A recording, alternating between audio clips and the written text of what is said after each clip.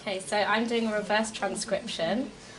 So that's to reverse transcribe or change my RNA that I've extracted from urine samples from patients into cDNA so that we can measure these things called microRNAs in their urine. So what I'm looking to do is to measure the microRNA changes in patients with diabetes. The aim of that is to predict whether these microRNAs change to better predict whether these diabetic patients will go on to get diabetic kidney disease. So the project that I'm doing is mainly looking at what we'll be able to apply to transplant kidneys. So we're looking at the injury that the kidneys get in that time when they don't have blood supply, and basically looking at ways that we can reduce that so we can improve the outcomes of kidney transplants. So I've got here kidney tissue, which we've basically dissolved in an agent called Trizol. And the plan for today is to extract the RNA from it, so basically the genetic material. So this is the starting point, but just because I've defrosted them at the moment, I'm just mixing them up basically. Basically now I'm using the centrifuge to spin the liquid in the epidermis.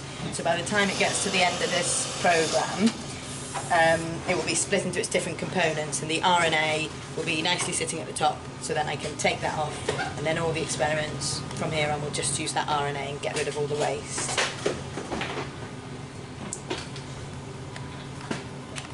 Right, so currently I'm working on a research project that is looking at a specific receptor involved in fibrosis. So we know that it's involved in fibrosis, but we want to know how. And when we know how, then we'll be able to prevent it. So fibrosis is, in effect, scarring of soft tissues like organs such as liver, kidneys, but it can also be seen in the skin, so excessive scarring.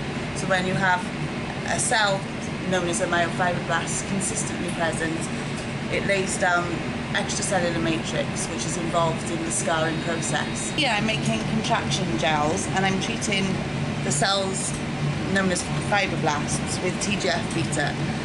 When treating them with TGF-beta, they become these myofibroblasts that I spoke about earlier that are involved in fibrosis. So I'm looking at putting them on these collagen gels and looking at the contraction that results from these myofibroblasts being present. The next stage then is to silence the receptor that I think is involved in fibrosis and see whether it reduces this contraction. Right, so this is how I'm making the contraction gels.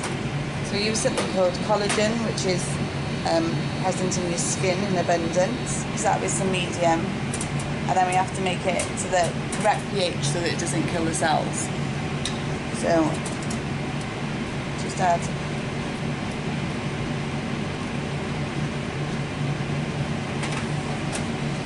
this is just medium that makes the cells happy. It gives the cells these nutrients that are required for them to grow happily. Knowing more about it will allow us to understand it better. With a greater understanding, then we can combat it better. Okay, at the moment what I'm doing is I'm looking at how different genes are expressed in a particular disease state. What we want to do is be able to stratify disease to better inform treatment for different diseases.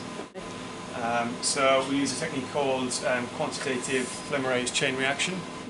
So I have samples from a disease model, and then I use this PCR reaction to amplify the genes and quantify them. So this particular model I'm interested in is a model of arthritis. Arthritis treatment is very good, but the disease is very heterogeneous. And we want to be able to better target the drugs to particular diseases, so different types of disease. And using this method we can pick up gene signatures, so we can see which genes are dysregulated in particular types of arthritis, and that allows us then to use the drugs more effectively. I'm Bob Stenman, I'm the Outreach and Engagement Lead for the Wales Kidney Research Unit. From my point of view, it's very important because we need to get out there and tell patients, get the patients more involved, tell them what we're doing and find out more about what they'd like us to be doing. lab staff are doing research into all aspects of renal disease, and we just help and facilitate from the admin point of view. Donald Fraser, I'm the director of WKRU, and I suppose my roles are, first of all, in terms of running a programme of research that's my own interests, if you like, around microRNAs and their use as biomarkers in the kidney, understanding what's going on in somebody with kidney problems non-invasively. And Tim Bowen here is a non-clinical academic who's the other expert who runs that group with me. So we have that work going on. I also have a role in terms of clinical trials on the clinical research facility, and then as overall director I try to keep things together and make it the best environment possible for people to come in and do work that's relevant to kidney patients. As to what I'm doing right now, tearing my hair out on a grant application, which is a common feature of what we do, just desperately trying to get it all in place in time for the close of that grant. We'll see whether it's successful or not, and Leah, you've been involved in that one already. So yeah, we're trying to get, as you know, trying to get this one in and take on a new piece of work that we've already talked to patients about, and we'll see if we can get that off the ground next year or not. So I think that it benefits patients. Well, I think there's multiple strands. The first of which is in the very long term, everything we do, we're hoping, is going to mean changes in patient care eventually. Some of the work which you probably, I don't know, have seen down in the lab can be quite a long way from that in terms of its identifying the very first mechanisms which then might lead to a change in therapy, and that can be many years from the first experiment on the bench, if you like. But some of it's much closer than that, because we're taking samples from clinical trials, for example, and saying, in this person who's being treated with a new type of treatment, what's happening? You know, can we find out something about them that allows us to measure responses to treatments a lot quicker than what we do at the moment, which is measure changes of kidney function over several years. So there's the kind of direct aspect of the work, benefits patients. We hope, you know, all of the different types of work that we have going on. The other thing is, I hope that through our outreach work, and you've been a sort of, you know, a massive contributor to that yourself, Leah, that are informing people about what's going on here and about kidney work more generally, maybe has its own benefits in terms of the general public and people interested in kidney problems. And we've had quite a few events recently of patients coming in and you know, other clinicians or clinical staff of varying types coming and understanding what goes on in a research laboratory. I'm a non-clinical academic who's working here. My principal interest is in gene expression, which used to mean DNA sequences in the genome which encode proteins, but now we know that other molecules called RNA molecules are important also important in regulating gene expression, and principally my interest is in gene expression in the context of kidney disease, and that involves working on small molecules called microRNAs. We're looking at those specifically at the moment as urinary microRNAs as biomarkers or sentinels of kidney disease. And one of the advantages of looking at urine is it doesn't require taking invasive samples like blood samples, kidney biopsies. And I've also been involved in work in extracellular matrix, which you've heard about from other researchers here. So my project is looking at the immune response of peritoneal dialysis patients, especially when they get peritonitis infection. So I'm looking at specific biomarkers so we can identify the infection quickly, and then we can hopefully treat it more effectively. I'm currently in the final year of my PhD, so I'm writing up my project with the aim of publishing it soon, and hopefully going to move on to something similar. So what we're working on is we're working towards diagnostic tests to be able to identify the infecting organism nice and quickly.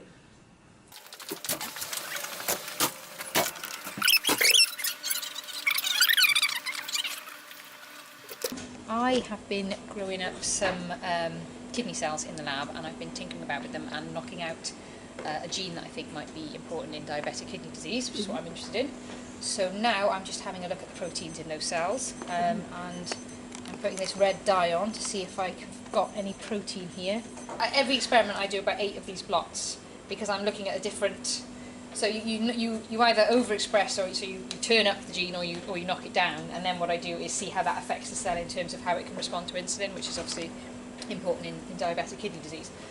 So to do that, I need to look at a number of insulin signaling molecules, so the insulin receptor, and other things like that. So each of these individual blots I'm staining for a different protein. Right.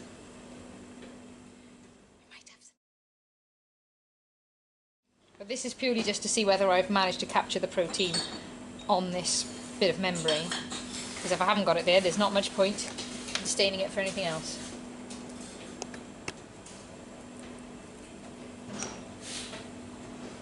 Nope. Should we keep going until I find it?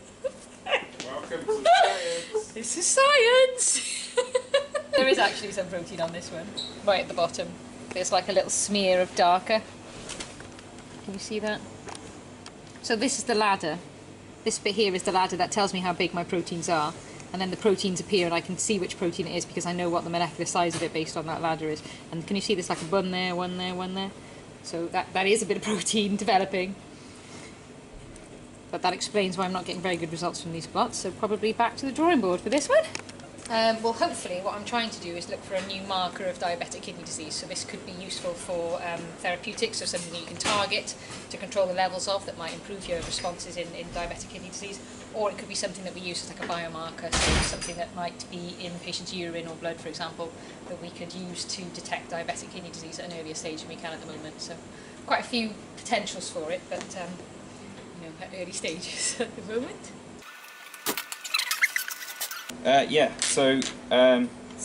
These things that I'm taking out here are my screen printed disposable electrodes, and basically what they're in at the minute is a solution of phosphorus pentachloride and ether, which is why it doesn't smell very nice, and they're essentially modifying the surface so that I can attach DNA to the surface, which is what I'm going to be doing in a second. So there's in my little sample tubes on the side there little sequences of DNA which I'm trying to attach to my electrodes so that I can analyse samples of another thing called microRNA, which my DNA attaches to. So I put the DNA on here, I then run a scan over there, and the microRNA attaches to the DNA and then it changes the voltage. The idea being that these things can be used with urine. And when you have in kidney disease in urine, you have different levels of the RNA, and then if we can quantify the RNA, we can tell you if you've got kidney disease or not. So the overall aim is, because at the minute, if you get kidney disease, you sort of progress onto needed transplants or dialysis and that sort of thing. And the minute they diagnose it through proteinuria and that sort of caper, but by the time you've got the proteinuria, it's kind of too late. So we're trying to develop these electrodes as first means tests that can be done at the GP, so that you don't have to worry about progressing on to, we can treat you medically if you like, rather than you having to have blood tests and the other one where they take a bit out of you, but I forget the word of. Yeah, biopsy, thank you. So you don't have to have blood tests and biopsies, you can just literally take this electrode, dunk it into your urine, it will tell you whether or not you've got kidney disease. Obviously the idea is giving the patient the best quality of life that we can. We don't want to have them having biopsies or blood tests if they don't need it. And obviously the earlier we find it, the less likely you are to progress onto needing dialysis and particularly harsh treatments later on. So, I mean, it's in the early stages yet, but hopefully. So before I can put my DNA on my electrodes, that's all my electrodes come like in the card. Before I can put the DNA on there, I have to modify the surface. To do that, I'm currently using a diazosulfonic acid, but I have to sort of do some chemical synthesis to turn it into that. So this is what I start with. This is the pink mush. That's just water in there, it just dissolves it. Basically add it to that, and if you have a look at the top, it's called sodium nitrite. It will turn one of the amine groups in there into diazofunctionality, which is basically two nitrogens attached to each other. and over time, so I'm just adding a bit of acid, it just sort of speeds the reaction up. You will start to see it change colour. So that orangey colour indicates that a diazo group is a charge group, which means that it reflects light of a different wavelength. So the colour change is indicative that I've got that diazo functionality. Once I've done that, once I've added it to the electrode, I have to run the scans on it. And to do that, I've got a setup over here. And it's not particularly the most rudimentary setup, so I apologise for that. But what I do is I essentially put on an electrolyte. It's called ferrocyanide. It's got cyanide in the name, but trust me, it's perfectly safe. I am a chemist, so I would say that. And I basically just apply that to the electrode. Basically what I do is I apply a voltage to those electrodes, and then those voltage generates a current. The more current that I get, the more microRNA are on the surface. This is just a clean one, so I'll just show you what it looks like basically. But it's not the most exciting thing. This is what I have to look at every day. But basically a voltage will be applied, and as the voltage applies, after a couple of seconds, so you see how a voltage is applied. As voltage applies, a current is red until it reaches a peak maximum, and then that's where the electrolyte is oxidized, and then it will come back the other way and apply a negative voltage, which will cause it to reduce. And then the bigger these peaks are, the more RNA is on my surface. I mean, what I just did there would be what you do in the doctor's office, if you like. They gently plug it in. I mean, ideally they dunk that into a solution of this stuff. I'm just doing it quickly, but you plug it in, dunk it in, press go, and then the readout will automatically tell you whether or not you've got kidney disease and that sort of thing. And in the time that I've taken to talk about this, hopefully my little reaction will go about over here, and there will be a nice different solution, which it is, hey! So you can see, well, I've actually done it properly now. Chemistry, that is, on the go in the biology lab. Can you view it? So all I do with this is I simply attach it to the, with a pipette, same on my electrodes again, run an electric current through it, and that causes the molecules that are in here to stick to my electrode, and then with those molecules there I can then attach that, the DNA to that directly. So I collect and analyse all data for all whales on the acute kidney injury electronic alerts. And then on a quarterly basis then health boards can get reports on their incidents, their outcomes of AKI. The data also supports quality improvement projects throughout the health board across all different hospitals in Wales. So the main aim of the data is to provide support to quality improvement so they can improve the response to patients, which ultimately improves the patient outcomes for patients with AKI. This is the tissue bank.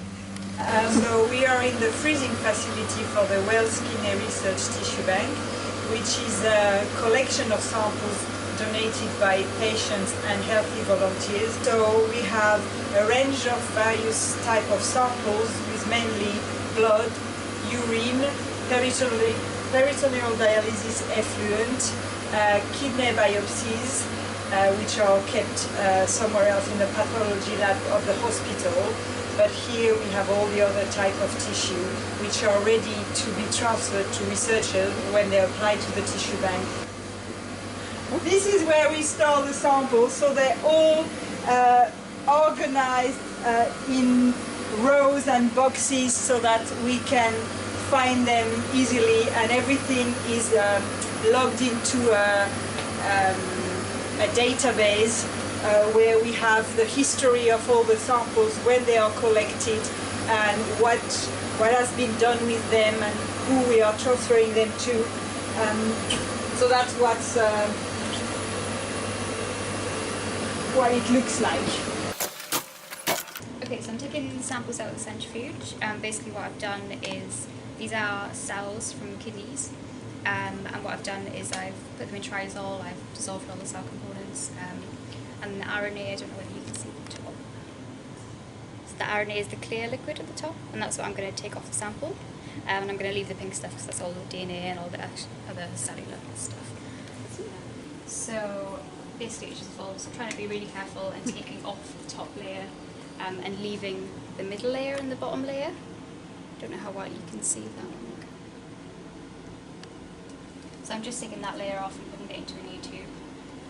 So that lays the RNA, and after that I'm going to purify the RNA a little bit more, and then that will go on for analysis to see what microRNAs are in there. So like I said, these are from kidney cells that I've grown up, and I've treated them with glucose and TNF-alpha, so they're both things that you'd find in a sort of diabetic kidney. So I'm going to see how that influences the microRNAs that they send out, basically. Basically what we're trying to do is sort of an artificial model of what happens in a diabetic kidney. So essentially if we find out something that these cells do in response to high glucose or high inflammatory mediators, that could potentially inform new treatments in the future, and just gives us a better idea generally of what goes on in a diabetic kidney and how we can prevent or treat it.